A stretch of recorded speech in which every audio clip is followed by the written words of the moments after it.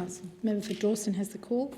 Madam Deputy Speaker. Last month I had the pleasure of hosting Senator the Honourable Jonathan Durniam in my electorate of Dawson as Assistant Minister for Forestry and Fisheries and Regional Tourism. He was able to enjoy the great many things that our region has to offer: the superb weather, the green countryside, the hospitable locals, and on top of the list, the fresh seafood. Senator Durniam was also confronted with the bomb that's been dropped on the local seafood industry in the shape of the Queensland State Labor Government's new fishing quotas. The Senator was kind enough to meet face-to-face with local fishers and listen to their concerns about these new quotas. He listened to the story of a fishing family that has been shut down after 42 prosperous years in the industry. He spoke with a gentleman who was forced to close his mud crabbing business, which actually employed two families from a remote Indigenous community, because his quota has been reduced so significantly that continuing that business was simply not viable.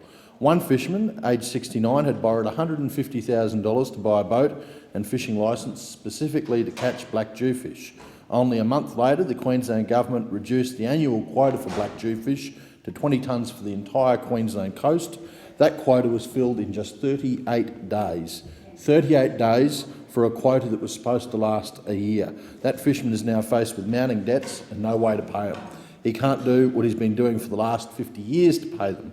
Senator Durniam couldn't understand the lack of consultation, neither can I.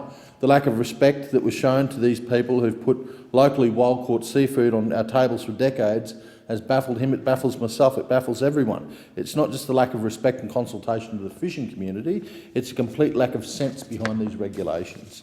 Whilst hiding behind the shroud of sustainability, the Queensland State Government has failed to acknowledge that stocks like black jewfish will be inadvertently caught in commercial fishing nets. Unfortunately, black jewfish are unable to deal with the pressure change of being pulled to the surface from beyond 7 metres and will in most cases die after release. So it's a choice between fresh fish on the plate and dead fish on the surface of the ocean.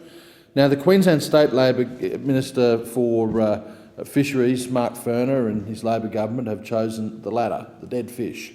Well, they're also choosing a dying industry, to kill it off, that is. They put honest, hard-working Australians out of business. They're taking money out of the economy. They're taking fresh local seafood off our tables, and most disastrously, they're killing off local jobs.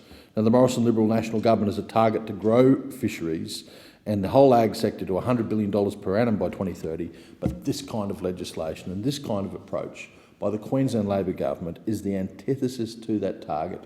I call on them to reverse their sustainability laws because they are simply not sustainable for local jobs.